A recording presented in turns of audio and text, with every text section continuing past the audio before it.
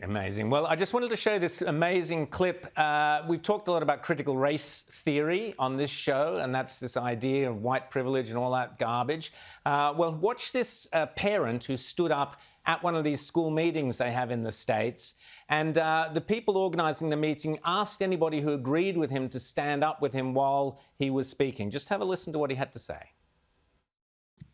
I am the direct descendant of the North American slave trade. Both my parents are black, all 4 of my grandparents are black, all 8 of my great-great-grandparents, all 16 of my great-greats. On my mother's side, my ancestors were enslaved in Alabama.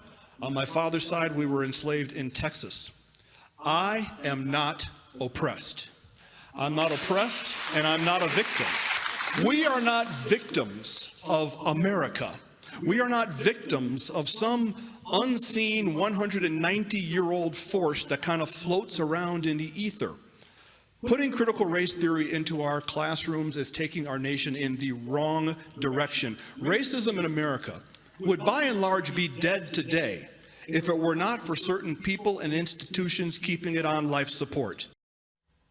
And Daisy, that's the key point, isn't it? What a great speech the guy made. And the point is, it is the left that is keeping racism alive, fueling it for their own ends. In fact, Daisy, we learn that fewer white men now are going to university. Why would that be?